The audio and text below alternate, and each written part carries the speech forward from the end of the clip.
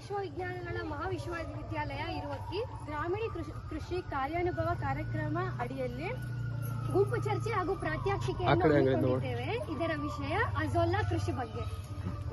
Azolla ಅಂದ್ರೆ ಏನು ಅಂತ ತಿಳಿಸ್ಕೊಡೋದಕ್ಕೆ ಒಂದು ಸಣ್ಣ ನಾಟಕ ಮಾಡುವ.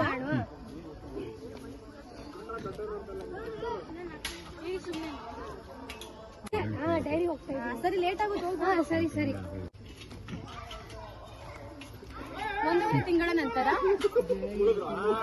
ರಮಣ್ಣ ಬಾಳ ನೀನ್ ನೋಡ್ದೆ ಶಂಕರ ಒಂಚೂರು ನೆಂಟೂರಿಗೆ ಹೋಗಿದ್ದೆ. ನೀನ್ ಆರಾಮೇನು? ಆರಾಮ.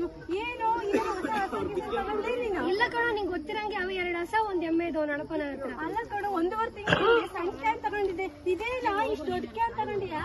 ಹಾಲ್ ಜಾಸ್ತಿ ಆಗ ಶುರು ಅದು ಹಸಿನಾಗು ಎಮ್ಮೆನಾಗು, ಅದಕ್ಕೆ ಕ್ಯಾನ್ ದೊಡ್ಡದಾತ. ಅಲ್ಲ ಅಂತದ್ ಏನಾಗ್ತೀವಿ? ನನ್ ಗೊತ್ತಿರೋದು 2 ಹಸ 1 ಎಮ್ಮೆ, ನಿನ್ ಗೊತ್ತಿರೋದು 2 ಹಸ 1 ಎಮ್ಮೆ, ಅಂತದ್ ಏನಾಗ್ತೀಯಾ? ಪೌಷ್ಟಿಕ ಆಹಾರ ಕೊಡ್ತಿದೀನಿ ಕಡು. ಪೌಷ್ಟಿಕ ಆಹಾರ ಕೊಟ್ರೆ ನೋಡಿ ಹಾಲು ಜಾಸ್ತಿ ಆಗ್ತವೆ, ಹಿಂಗೆ ಆದಾಯನೂ ಜಾಸ್ತಿ ಆಗುತ್ತೆ. ಸರಿ, ಡೈರಿ ಟೈಮ್ ಆಗ ನಾನು ಹೋಗ್ಬಿಡ್ತೀನಪ್ಪ. ಅಲ್ಲ ಕಣೋ, ನೀನು ಪೌಷ್ಟಿಕ ಅಂದೆ, ಆಹಾರ ಅಂತಂದೆ, ಅದೇನಂತ ಗೊತ್ತೇ ಆಗ್ಲಿಲ್ಲ ಕಣೋ. ನಿನ್ನ ಕೇಳೋಣ ಅಂತ ಬಂದ್ಬಿಟ್ಟೆ ನಾನು. ನಿಂಗೆ ಗೊತ್ತಾಗ್ಬೇಕಾ ಏನಾಗ್ತ?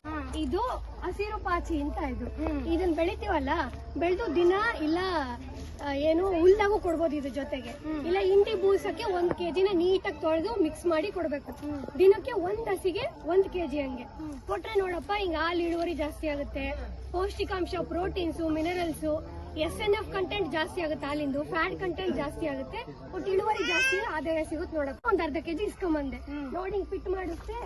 ಇದು 10 ಅಡಿ ಉದ್ದ ಐತೆ, 4 ಅಡಿ ಅಗ್ಲ ಮಾಡ್ತೀವಿ. 1 ಅಡಿ ಮಾತ್ರ ಇದು ಆಳ ಇರ್ಬೇಕು, ಅಷ್ಟೇ ಬೇಕಿರೋದಕ್ಕೆ.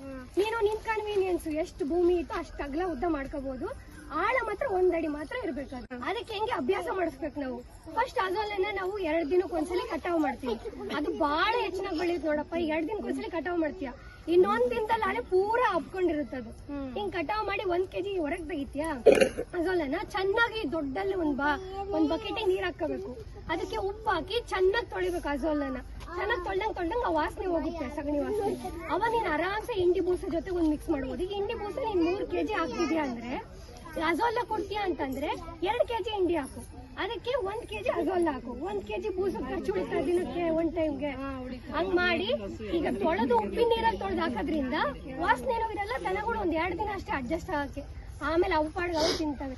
ಸಪ್ಲಿಮೆಂಟ್ ಆಗಿ ಕೊಡ್ಬೇಕು ಇದನ್ನ, ಅದೇ ಫುಡ್ ತರ ಕೊಡ್ಬಾರ್ದು ಅವಕ್ಕೆ. ಅಲ್ಲ ಆಯ್ತು, ಇದನ್ನ ನಾವು ಎಮ್ಮಿಗೆ ಹಸುಗೆಲ್ಲ ತಿನ್ನಿಸ್ತೀವಿ. ಕೋಳಿಗೆ, ಹಂದಿಗೆ, ಕುರಿಗಳಿಗೆ, ಕೋಳಿ, ಹಂದಿ, ಕುರಿ, ಮೀನುಗಳಿಗೂ ಕೊಡ್ಬೋದು. ಸೈಜ್ ದಪ್ಪ ಆಗುತ್ತೆ, ಅದರಿಂದ ನಮಗೆ ಉಪಯೋಗ ತಾನೆ. ಬೇಕು ನನ್ಗೂ ಹೇಳ್ಕೊಡು ರಮಣ. ಏನಿಲ್ಲ ಕಣೋ, ಹಿಂಗ್ ತೆಗಿತೀಯ ಪಿಟ್ಟು 10 ಅಡಿ ಉದ್ದ, ಅಗ್ಲ 4 ಅಡಿ, 1 ಅಡಿ ಅಷ್ಟೇ ಆಳ ಇರುತ್ತೆ. ಕೆಳಗಡೆ ಮಣ್ಣು ಹಾಕ್ಬೇಕು ನೀನು, ಮರಳು ಹರಡಿ ನೀಟಾಗಿ ಸಮವಾಗಿ ಮರಳನ್ನ ಹರಡಿ, ಅದ್ರ ಮೇಲೆ ಪಾಲಿಥೀನ್ ಹಾಳೆ ಇರುತ್ತಲ್ಲ ಅದನ್ನ ಒದಿಸ್ಬೇಕು. ಹಿಂಗೆ ಒದಿಸಿ 5 kg ಮಣ್ಣು ಹಾಕ್ತೀಯ, ಕೆಂಪು ಮಣ್ಣು. 5 kg ಮಣ್ಣು, 3/4 kg ಇಂದ 1 kg ಸಗಣಿ ಮಿಕ್ಸ್ ಮಾಡ್ಬೇಕು. ಅದಕ್ಕೆ ಸಗಣಿ ಭತ್ತದ ಗದ್ದೆಗಳಲ್ಲೂ ಬೆಳಿತೀವಿ. ಇದಕ್ಕೆ ಹಾಕ್ಬಿಟ್ಟು ಒಂದ್ಸರಿ ತೋರಿಸ್ತೀನಿ.